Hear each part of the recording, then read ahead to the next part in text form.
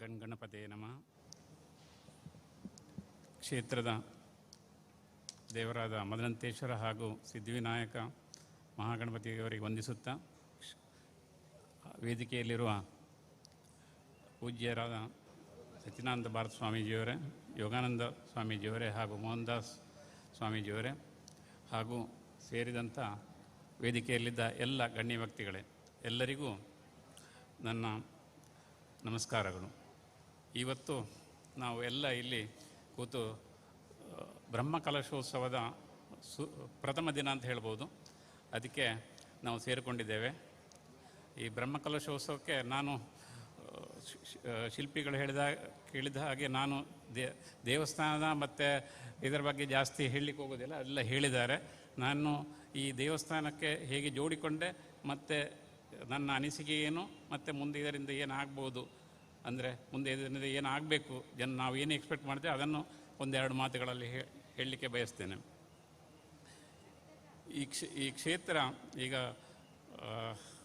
ನಿಮ್ಮೆಲ್ಲರಿಗೆ ಈಗ ನಾವು ಹೇಳ್ತೇವೆ, ಇವತ್ತು ಬ್ರಹ್ಮಕಲಶ ಆಯಿತು, ಒಳ್ಳೆಯದಾಯಿತು, ಇಷ್ಟ ಆಯಿತು. ಆದರೆ ಎಲ್ಲರಿಗೂ ಆತ್ಮಾವಲೋಕನ ಮಾಡಬೇಕಾದ ಒಂದು ಇದು ಸಮಯ. ಯಾಕಂದರೆ 14 ವರ್ಷ ನಾವು ದೇವರನ್ನು ಹೊರಗೆ ಕೂತ್ಕೊಳಿಸಿದ್ದೇವೆ. ಆದ ಕಾರಣ ಪ್ರತಿಯೊಬ್ಬರೂ ಆಗಬೇಕು, ಯಾಕೆ ಹೀಗಾಯಿತು. 14 ವರ್ಷ ಎ ಗ್ರೇಡ್ ದೇವಸ್ಥಾನ, ಎಲ್ಲಿ ಕಾಸರಗೋಡಿನಲ್ಲಿ ಹೈಯೆಸ್ಟ್ ಇನ್ಕಮ್ ಇರುವ ದೇವಸ್ಥಾನದಲ್ಲಿ 14 ಜೀರ್ಣೋದ್ಧಾರ ಕಾರ್ಯಕ್ಕೆ ಇಷ್ಟು ಸಮಯ ಯಾಕೆ ತಗೊಂಡಿದ್ದು. ಇದನ್ನು ಪ್ರತಿಯೊಬ್ಬರೂ ಚಿಂತಿಸಬೇಕಾದ ಒಂದು ಸಮಯ ಇದು. ಬಾಕಿ ಎಲ್ಲ ನಮ್ಮ ಹತ್ರ ಇದೆ. ಈ ತಾಲೂಕಿನ ಈ ಡಿಸ್ಟಿಕ್ಕಲ್ಲಿ ಇರುವ ಹಿಂದೂಗಳು ಸೇರಿಬಹುದು ಮತ್ತು ದಕ್ಷಿಣ ಕನ್ನಡವರು ಸೇರಿದ್ದು ಅಷ್ಟೆಲ್ಲ ಭಕ್ತಾದಿಗಳಿದ್ದರು. ಯಾಕೆ ಇಷ್ಟು ತಡ ಆಯಿತು. ಈಗ ನಾನು ಕೂಡ ಒಂದು ಜೀರ್ಣೋದ್ಧಾರ ಮಾಡಿದ್ದೇನೆ. ಕೆಲಸವನ್ನು 2 ವರ್ಷದಲ್ಲಿ ಮುಗಿಸಿ 3ನೇ ವರ್ಷಕ್ಕಾಗುವ ನಾವು ಬ್ರಹ್ಮಕಲಶೋತ್ಸವ ಮಾಡಿದ್ದೇವೆ. ಆದರೆ ಇಲ್ಲಿ ಹಾಗೆ ಆಗಲಿಕ್ಕೆ ಸಾಧ್ಯ ಆಗಲಿಲ್ಲ. ಯಾಕಂದರೆ ಇದರಲ್ಲಿ ನಮ್ಮ ಹಿಂದೂಗಳಲ್ಲಿರುವ ಒಗ್ಗಟ್ಟಿಲ್ಲದ ಅಥವಾ ಎಲ್ಲ ಆಗ್ತದೆ, ದೇವರೆಲ್ಲ ಮಾಡಿಸ್ತಾನೆ, ಆ ಥರ ಒಂದು ಮನೋಭಾವ ಇರ್ಬೋದು.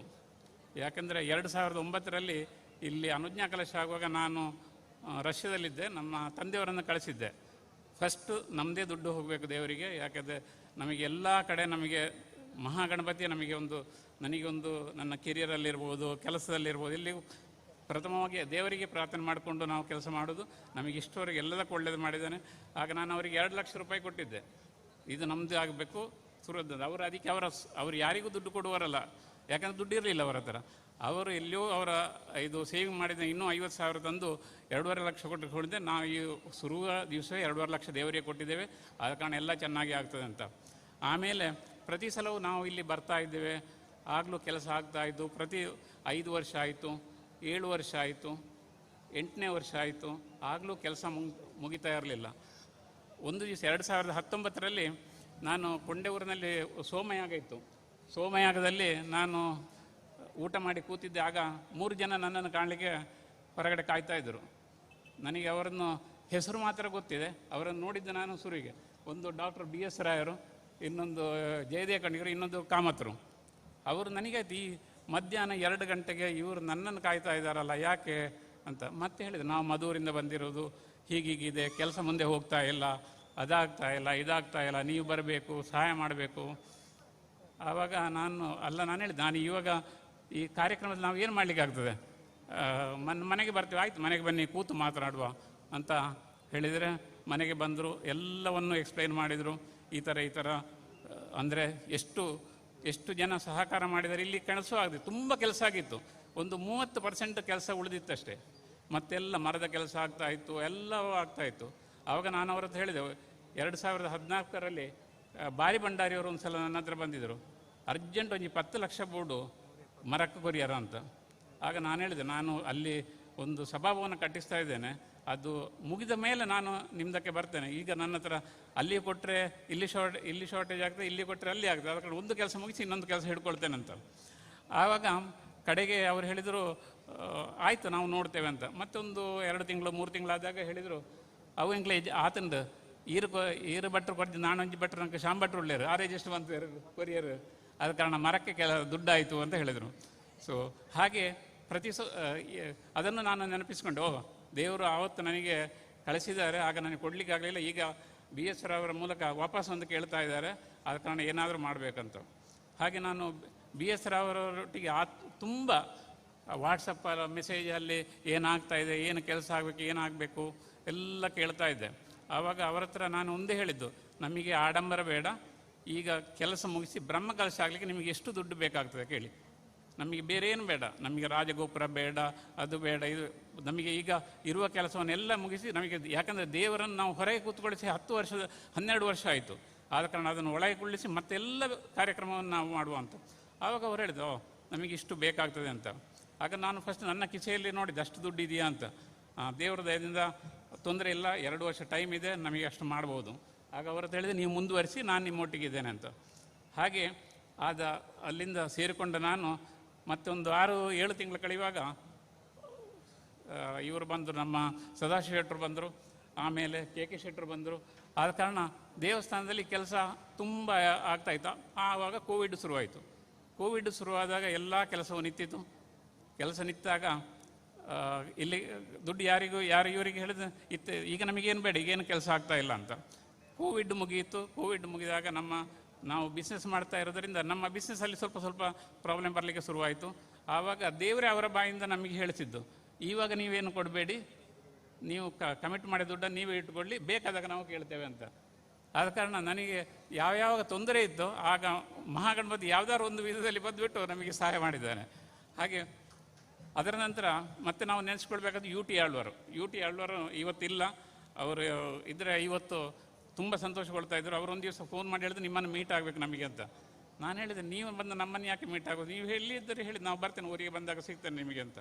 ಆಮೇಲೆ ಒಂದು ದಿವಸ ನೀರ್ಚಾಲು ಸಂಸ್ಥಾ ಕಾಲೇಜಲ್ಲಿ ಶಿಲ್ಪಿಗಳ ಜೊತೆ ಅವರು ಬೇಡಿದು, ಹೇಳಿ ನಿಮ್ಮಿಂದೊಂದು ಕೆಲಸ ಆಗಬೇಕು, ನಮಗೆ ಒಂದು ಮುಖಮಂಟಪ ಕಟ್ಟಿಸಿಕೊಡ್ಬೇಕು ಗಣಪತಿಗೆ ಅಂತ. ಅಯ್ಯೋ, ನೀವು ಹೇಳೋದು ಯಾಕೆ, ನಿಮಗೆ ಆಲ್ರೆಡಿ ನಾವು ಕಮಿಟ್ ಮಾಡಿದ ದುಡ್ಡಿದೆ, ನೀವು ತಗೊಳ್ಳಿ ಮಾಡಿ ಅಂತ. ಆ ಥರದಲ್ಲಿ ನಾನು ಇದರಲ್ಲಿ ಈ ಕೆಲಸದಲ್ಲಿ ಜೋಡಿಸ್ಕೊಂಡೆ. ಆಮೇಲೆ ಶುರುವಾದ ಕೆಲಸ ನಿಲ್ಲೇ ಇಲ್ಲ, ತುಂಬ ಡೆವಲಪ್ಮೆಂಟ್ ಆಯಿತು. ಕೆ ಶೆಟ್ಟರಿಂದ ಎಲ್ಲ ಕಡೆ ಕಲ್ಲಿನ ಹಾಸಿಕೊಟ್ರು, ಸದಾಶಿವ ಶೆಟ್ಟರು ಗೋಪುರ ಕಟ್ಟಿಸಿಕೊಟ್ರು. ಆದ ಕಾರಣ ಇವತ್ತು ಈ ಎಲ್ಲ ಒಂದು ದಾನಿಗಳಿಂದ ಈ ದೇವಸ್ಥಾನ ತುಂಬ ಚೆನ್ನಾಗಿ ನಿಂತಿದೆ. ಆದ ಕಾರಣ ಎಲ್ಲ ದಾನಿಗಳಿಗೂ ದೊಡ್ಡ ಚಪ್ಪಾಳೆಯೊಂದಿಗೆ, ಯಾಕಂದರೆ ಅವರು 3 ಕೋಟಿ ಕೊಟ್ಟಿರ್ಬೋದು, ಬಾಕಿ 27 ಕೋಟಿ ಕೊಟ್ಟ ದಾನಿಗಳಿಗೆ ನಾವು ಇವತ್ತು ಅಭಿನಂದನೆಗಳನ್ನು ಹೇಳಬೇಕು. ಯಾಕಂದರೆ ಅವರ 27 ಕೋಟಿ ಕೊಡದೇ ಇದ್ದರೆ ಈ 3 ಕೋಟಿಯೂ ಕಾಣ್ತಾ ಇರಲಿಲ್ಲ. ಆದ ಕಾರಣ ಅದು ಕೂಡ ನಮಗೆ ಇವತ್ತೆಲ್ಲರನ್ನು ಒಂದು ನೆನಪಿಸುವಂಥ ಒಂದು ಕೆಲಸ ಆಗಬೇಕು. ಆಮೇಲೆ ಇನ್ನು 2021ರಲ್ಲಿ ಡಾಕ್ಟರ್ ನನಗೊಂದು ಪೋಸ್ಟ್ ಕಳಿಸಿದ್ದು, ನೋಡಿ ನೀವು ಬಂದಿದೆ ನಮಗೆ ಕೇಂದ್ರ ಸರ್ಕಾರದಿಂದ ಕೂಡ ದುಡ್ಡು ಅಲಾಟ್ ಆಗಿದೆ ಅಂತ. ಇಲ್ಲಿ ಯಾರಾದರೂ BJPಯವರು ಮೋದಿ ಭಕ್ತರಿದ್ದರೆ ದಯವಿಟ್ಟು ಕೇಳಿಕೊಳ್ಳಿ. 2021ರಲ್ಲಿ 1,05,94,046 ಈ ಕ್ಷೇತ್ರಕ್ಕೆ ಅಲಾಟ್ ಆಗಿದೆ. ನಾನು ಮೊನ್ನೆ ಜಯದೇವರ ಹತ್ರ ಕೇಳಿದೆ, ಇದರಲ್ಲಿ ಎಷ್ಟು ದುಡ್ಡು ಬಂದಿದೆ ನಿಮಗೆ ಅಂತ. ಆಗ ಅವರು ಹೇಳಿದರು, ಲಾಸ್ಟ್ 2 ಡಿಜಿಟ್ ಬಂದಿದೆ ಅಂತ ಹೇಳಿದರು. ಆದ ಕಾರಣ ನೀವು ಇನ್ನೊಂದು ಸಲ ಯಾರಾದರೂ ನಿಮ್ಮ ಹತ್ರ ಓಟಿ ಕೊಡಬೇಕಂತ ಬಂದರೆ ಕೇಳಿ, ನಿಮ್ಮದು ಕಮಿಟ್ಮೆಂಟ್ ಇದೆ ದೇವಸ್ಥಾನಕ್ಕೆ, ಫಸ್ಟ್ ಅದು ಫುಲ್ಫಿಲ್ ಮಾಡಿ ಮತ್ತೆ ನೀವು ಓಟು ಕೇಳಲಿಕ್ಕೆ ಬನ್ನಿ ಅಂತ ಹೇಳಿ. ಯಾಕೆಂದರೆ ಇವಾಗ ನೋಡಿ, ಇವಾಗ ಆ ಟೈಮಿನಲ್ಲಿ ರಾಜಕೀಯ ವ್ಯಕ್ತಿಗಳು ಅವರ ಪೋಸ್ಟರ್ಗೊಟ್ಟಿಗೆ, ಮೋದಿ ಫೋಟೋದೊಟ್ಟಿಗೆ ವಾಟ್ಸಪ್ನಲ್ಲಿ ಎಲ್ಲ ಕಡೆ ಪ್ರಚಾರ ಮಾಡಿದ್ದು, ಕೇಂದ್ರ ಸರ್ಕಾರದಿಂದ ನಾವು 1 ಕೋಟಿ ತರಿಸಿದ್ದೇವೆ ಅಂತ. 1 ನಯ ಪೈಸೆ ಬರಲಿಲ್ಲ ಇದುವರೆಗೆ. ಹೇಳಿದರೆ ಮಿನಿಸ್ಟ್ರು ಚೇಂಜ್ ಆದರು, ಅದು ಚೇಂಜ್ ಆದರು. ಅಂದರೆ ನೋಡಿ, ಇವಾಗ ಯಾರೊಬ್ಬರು ದಾನಿಗಳಿದ್ದರು, ಈ ಬಾಕಿ ಈಗ ನಾನು ಯಾವ ಪೊಲಿಟಿಷಿಯನನ್ನು ನಂಬುವುದಿಲ್ಲ. ಯಾಕೆಂದರೆ ಯಾರು ಅವರ ಮೇನ್ ಉದ್ದೇಶ ನೆಕ್ಸ್ಟ್ ಇಲೆಕ್ಷನಿಗೆ ಆಗುವಾಗ ಹೇಗೆ ವೋಟ್ ಮಾಡೋದಷ್ಟೇ ವಿನ ಮತ್ತು ಈ ಥರ ಕಮಿಟ್ಮೆಂಟ್ ಇದ್ದರೆ ಕಮಿಟ್ಮೆಂಟನ್ನು ಏನು ಫುಲ್ಫಿಲ್ ಮಾಡೋದಂತ ಇಲ್ಲ. ಇವಾಗ ನಿನ್ನೆ ಸುರೇಶ್ ಗೋಪಿಯವರು ಬರಬೇಕಾಗಿತ್ತು, ಬಂದರೆ ನಾನು ಅವ್ರ ಹತ್ರ ಡೈರೆಕ್ಟಾಗಿ ಕೇಳ್ತಾ ಇದ್ದೆ, ನಿಮ್ಮದು ದುಡ್ಡು ಎಲ್ಲಿ ಹೋಯ್ತಂತ. ಆದ ಕಾರಣ ಈ ಒಂದು ಆದರೆ ಮಹಾಗಣಪತಿಗೆ ನೋಡಿ ಎಲ್ಲರನ್ನು ಸೇರಿಸಿದ್ದಾನೆ. ಅವರಿಗೆ ರಾಜಕೀಯವರು ಬೇಡ, ಮತ್ತು ಇವ್ರದ್ದು ಬೇಡ. ಮತ್ತು ಇನ್ನೊಂದು ನಿಮಗೆ ಹೇಳಬೇಕಂದ್ರೆ, BS ರಾಯರ ಹತ್ರ ನಾನು ಅಕೌಂಟ್ಸ್ ಕೇಳ್ತಾ ಇದ್ದೆ. ಯಾಕಂದರೆ CA ಓದಿದ ಕಾರಣ ನಾನು ಕ್ವಶನ್ ಮಾಡೋದು ಜಾಸ್ತಿ, ಅದನ್ನು ಚೆಕ್ ಮಾಡೋದು ಜಾಸ್ತಿ. ಆವಾಗ ನಾನೇ ಇದಕ್ಕೆ ಬಂದಾಗ ಒಂದು 8 ಕೋಟಿಯದ್ದು ಕೆಲಸ ಆಗಿತ್ತು. ಅದು 8 ಕೋಟಿಯದ್ದು ಕಲೆಕ್ಷನ್ ಆಗಿತ್ತು. ಎಲ್ಲಿಂದ? ಜನರಿಂದ. 2.5 ಕೋಟಿ ದೇವಸ್ವಂ ಬೋರ್ಡಿಂದ ಬಂದಿತ್ತು. ನಾನು ಕೇಳಿದ್ದು 2.5 ಕೋಟಿ ಯಾವುದಂತ. ಅದು ದೇವಸ್ವಂ ಬೋರ್ಡ್ನವರು ಕೊಟ್ಟಿರೋದು ಅಂತ ಹೇಳಿದರು. ಆಮೇಲೆ ನಮಗೆ ಬೇಕಾದ ಇನ್ನೊಂದು 3 ಕೋಟಿ ಬೇಕಾಗಿದ್ದಷ್ಟೇ. ಬ್ಯಾಂಕ್ ಬ್ಯಾಲೆನ್ಸ್ ಎಷ್ಟಿದೆ ಅಂತ ಕೇಳಿದೆ ದೇವಸ್ಥಾನದಲ್ಲಿ. ಬ್ಯಾಂಕ್ ಬ್ಯಾಲೆನ್ಸ್ ಒಂದು ಗೊತ್ತಿಲ್ಲ, ಅದು ನೋಡಿ ಆಗಬೇಕಷ್ಟೇ. ಯಾಕೆಂದರೆ ಅವರಿಗೆ ಪಾಪ ಅದನ್ನು ಹೇಳಲಿಕ್ಕೆ ಕೂಡ, ಯಾಕೆಂದರೆ ಹೇಳಿದರೆ ತೊಂದರೆ ಆಗ್ತದೆ. ಸೊ ನನಗೆ ಆಗ ಬಂದ ಮಾಹಿತಿ ಪ್ರಕಾರ ಒಂದು 7ರಿಂದ 8 ಕೋಟಿ ಬ್ಯಾಂಕಲ್ಲಿತ್ತು ದೇವಸ್ಥಾನದ ದುಡ್ಡು. ನೋಡಿ, ನಮ್ಮ ದುಡ್ಡು, ದೇವಸ್ಥಾನದ ಕಲೆಕ್ಷನ್ ಮಾಡಿದ ದುಡ್ಡು, ದೇವರಿಗೆ ಭಕ್ತರ ಕಾಣಿಕೆ ಹಾಕಿದ ದುಡ್ಡು ದೇವಸ್ವಂ ಬೋರ್ಡ್ ಅಕೌಂಟಲ್ಲಿದೆ. ದೇವಸ್ಥಾನದ ಕಾರ್ಯಕ್ಕೆ ಸಿಗ್ತಾ ಇಲ್ಲ. ನಾನು ಹೇಳಿದೆ, ಇದು ಸಿಗ್ತಾ ಇಲ್ಲ, ಇದನ್ನು ತೆಗೆದುಬೋದಲ್ಲ. ಇಲ್ಲ, ಅದು ನಾವು 30% ಅಷ್ಟೇ ನೀವು ಕೊಡಬೇಕು, 70% ಕಲೆಕ್ಷನ್ ಮಾಡಬೇಕಂತ ದೇವಸ್ವಂ ಬೋರ್ಡಿಂದ ರೂಲ್ ಆಗಿದೆ ಅಂತ. ನಾನು ಹೇಳಿದೆ, ರೂಲ್ ಹೌದು, ಬಟ್ ಇದು ದೇವರದ್ದಲ್ಲ ದುಡ್ಡು. ನಾವು ಯಾರಿಗೆ ನಮ್ಮ ಸ್ವಂತಕ್ಕೆ ಮನೆ ಕಟ್ಟಲಿಕ್ಕೆ ಹೇಳ್ತೇವ, ಇದು ಕಾರು ತೆಗಿಲಿಕ್ಕೆ ಕೇಳ್ತೇವ? ಇದು ದೇವರದ್ದು. ಇಲ್ಲ, ಅದು ದೇವಸ್ಥಾನ ಕಲೆಕ್ಟ್ ಆಗಬೇಕು. ನಾನು ಹೇಳಿದೆ, ಒಂದು ಕೆಲಸ ಮಾಡಿ, ನಾನು ಕೊಂಡೇವರು ಸ್ವಾಮಿಗಳ ಹತ್ರ ಹೇಳಿದೆ, ನೋಡಿ ದೇವರದಲ್ಲಿ ದುಡ್ಡಿದೆ, ಸುಮ್ಮನೆ ಟೈಮ್ ಪಾಸ್ ಆಗ್ತಾ ಇದೆ. ಯಾಕೆಂದರೆ ಪ್ರತಿ ವರ್ಷ, ಯಾಕಂದರೆ ನನಗೆ ಕನ್ಸ್ಟ್ರಕ್ಷನ್ ಚೆನ್ನಾಗಿ ಗೊತ್ತಿರೋದ್ರಿಂದ ಹೇಳ್ತೇನೆ, 1 ವರ್ಷ ನೀವು ಲೇಟ್ ಆದರೆ ಸಾಧಾರಣ 25ರಿಂದ 30% ನಿಮಗೆ ಕನ್ಸ್ಟ್ರಕ್ಷನ್ ಕಾಸ್ಟ್ ಜಾಸ್ತಿ ಆಗ್ತದೆ. ಆದ ಕಾರಣ ನೋಡಿ, ನೀವು 10-12 ಕೋಟಿಯಲ್ಲಿ ಆಗುವ ಕೆಲಸ ಇವತ್ತು 20-25 ಕೋಟಿಯಲ್ಲಿ ಆಗಿದ್ದು. ಇದು ನಮ್ಮ ಒಂದು ಏನು ಅಂದರೆ ಜಡ ಅಥವಾ ಏನು ಉದಾಸೀನದಿಂದ ಅಂತ ಹೇಳ್ಬೋದು. ಎಷ್ಟು ಹೇಳಿದರೂ ಅವರು ಕೂಡ ನಗಾಡಿ ಬಿಟ್ಟರು. ಯಾಕಂದರೆ ಬೆಕ್ಕಿನ ಕುತ್ತಿಗೆ ಗಂಟೆ ಕಟ್ಟುದು ಯಾರು? ಇಲಿಗಳೆಲ್ಲ. ಅಂದರೆ ಅಲ್ಲಿ ಹೋಗಿ ಪ್ರೊಟೆಸ್ಟ್ ಮಾಡಿ ನಾವೆಲ್ಲ ಹಿಂದೂಗಳು ಒಟ್ಟಾಗಿದ್ದರೆ, ಎಲ್ಲರೂ ಒಟ್ಟಾಗಿ ನಾವು ಕಲೆಕ್ಟರ್ ಆಫೀಸ್ ಹೋಗುವ, ದೇವಸ್ವಂ ಬೋರ್ಡಿಗೆ ಹೋಗುವ, ಕೂತು ನಮ್ಮ ದುಡ್ಡು ನಮಗೆ ಕೊಡಿ, ಅಟ್ಲೀಸ್ಟ್ ಕೆಲಸ ಮುಗಿಸಿಬಿಟ್ಟು ನಾವು ಅದನ್ನು ವಾಪಸ್ ಕೊಡ್ತೇವೆ ಅಥವಾ ಕಾಣಿಕೆ ಬಂದಲ್ಲಿ ಕೊಡ್ತೇವೆ. ಅದೂ ಆಗಲಿಲ್ಲ. ಇವತ್ತು ಕೂಡ ನಾವೆಲ್ಲ ಕಲೆಕ್ಷನ್ ಮಾಡ್ತೇವೆ. ಆದರೆ ನೀವು ಕೇಳಿ, ಬ್ಯಾಂಕ್ ಬ್ಯಾಲೆನ್ಸ್ ಎಷ್ಟಿದೆ ಅಂತ ಕೇಳಿ ದೇವಸ್ವಂ ಬೋರ್ಡ್ ಅಕೌಂಟಲ್ಲಿ. ಅದು ಅಲ್ಲದೆ ಇನ್ನೊಂದು ಸಂಗತಿ ಏನಂದರೆ, ಮೊನ್ನೆ ಯಾರೋ ನನಗೆ ವಾಟ್ಸಪ್ ಮೆಸೇಜ್ ಕಳಿಸಿದ್ದು, ದೇವಸ್ವಂ ಬೋರ್ಡಿಂದ 5 ಕೋಟಿ ಮಧುರದ ದೇವಸ್ಥಾನ ಕೊಟ್ಟಿದ್ದಾರೆ ಅಂತ. ನಾನು ಇವರ ಹತ್ರ ಕೇಳಿದೆ, ಜಯದೇವರ ಹತ್ರ, ನೋಡಿ ನೀವು ಹೇಳ್ತೀರಿ ದೇವಸ್ವಂ ಬೋರ್ಡ್ನವ್ರು ಕೊಡಲಿಲ್ಲ ಅಂತ, ನೋಡಿ 5 ಕೋಟಿ ಬಂದಿದೆ. ಅದು 5 ಕೋಟಿ ನಮ್ಮ ದುಡ್ಡನ್ನೇ ನಮಗೆ ಕೊಟ್ಟಿದ್ದಂತ. ನೋಡಿ, ನಮ್ಮ ಕೊಟ್ಟದ್ದು, ನಾವು ದೇವಸ್ಥಾನ ದುಡ್ಡು ನಮಗೆ ಕೊಟ್ಟಿದ್ದು, ಹೇಗೆ ಇವರು ಅದನ್ನು ಚೇಂಜ್ ಮಾಡ್ತಾ ಇದ್ದಾರೆ ಅಂತ ನೋಡಿ. ಆದ ಕಾರಣ ನಿನ್ನೆ ದೇವಸ್ವಂ ಬೋರ್ಡ್ನವ್ರು ಇರಲಿಲ್ಲ, ಕಮಿಷನರ್ ಇದ್ದು, ನನಗೆ ಕೇಳಬೇಕಂತ ಇತ್ತು. ಆದರೆ ಅದು ಏನಾಗ್ತದೆ ಅಂದರೆ, ಪಬ್ಲಿಕಲ್ಲಿ ಕೇಳಿದರೆ may be it will effect negative effect for everybody. ಆದ ಕಾರಣ ಇವತ್ತು ಮತ್ತೆ ನನಗೆ ಅದು ತಡಿಲಿಕ್ಕಾಗಲಿಲ್ಲ. ಯಾಕಂದರೆ ಅದು ಎಲ್ಲ ಜನರಿಗೆ ಗೊತ್ತಿರಬೇಕು. ಯಾಕಂದರೆ ಈ ದೇವಸ್ಥಾನಕ್ಕೆ ಇದು ಎ ಗ್ರೇಡ್ ದೇವಸ್ಥಾನಕ್ಕೆ ತುಂಬ ಇನ್ಕಮ್ ಇದೆ.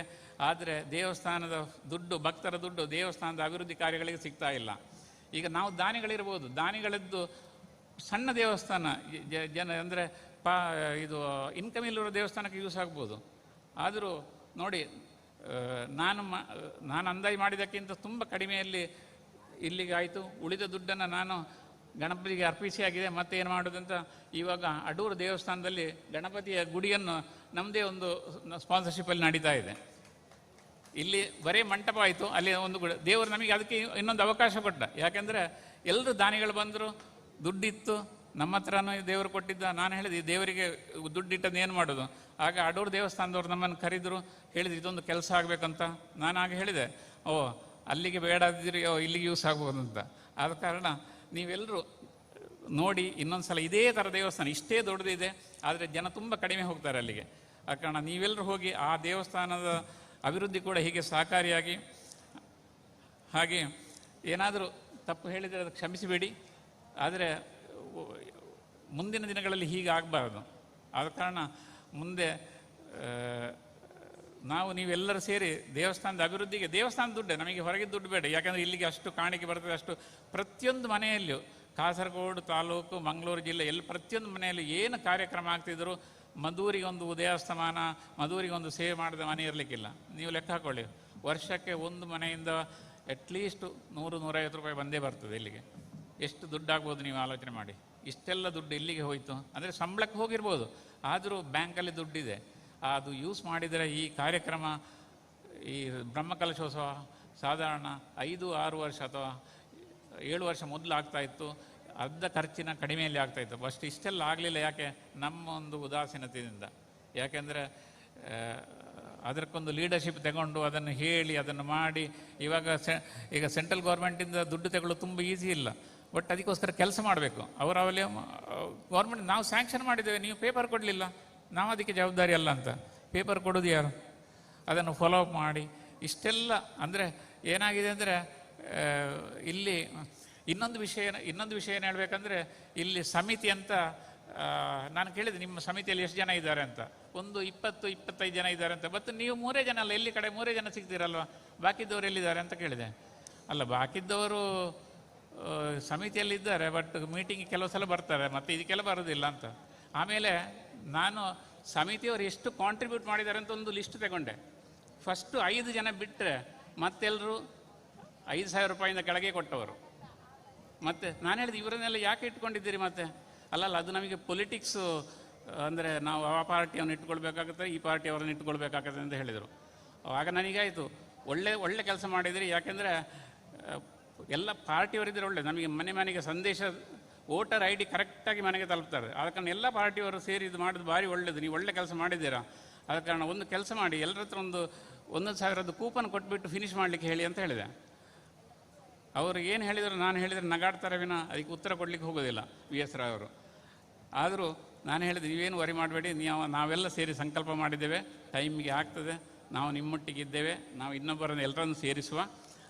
ಹಾಗೆ ನಾವು ಗ್ರಹಿಸಿದ ಹಾಗೆ ಮತ್ತೆ 2 ವರ್ಷದಲ್ಲಿ 2000 ಕೋವಿಡ್ ಮುಗಿದ ನಂತರ 2 ವರ್ಷದಲ್ಲಿ ಆಗಬೇಕಂತಿದ್ದ ಕೆಲಸ ಆಗಿ ಈಗ ಎಲ್ಲ ದೇವರು ರೆಡಿಯಾಗಿ ನಮ್ಮ ಬ್ರಹ್ಮಕಲಶಕ್ಕೆ ರೆಡಿಯಾಗಿದ್ದಾರೆ. ಈ ಸಂದರ್ಭದಲ್ಲಿ ನಿಮ್ಮೆಲ್ಲರಿಗೂ ನಾನು ಶುಭ ಕೋರ್ತಾ, ತಪ್ಪಾಗಿದ್ದರೆ ಕ್ಷಮಿಸಿ ಹೇಳ್ತಾ ನನ್ನ 2 ಮಾತುಗಳನ್ನು ಮುಗಿಸ್ತೇನೆ. ಓಂ ಶಾಂತಿ ಶಾಂತಿ ಶಾಂತಿ. ವಂದನೆಗಳು ಶ್ರೀ ಮಹಾಬಲೇಶ್ವರ ಭಟ್ ಎಡಕ್ಕಾನ, ಗೌರವಾಧ್ಯಕ್ಷರು ಬ್ರಹ್ಮಕಲಶೋತ್ಸವ ಸಮಿತಿ ಇವರಿಗೆ.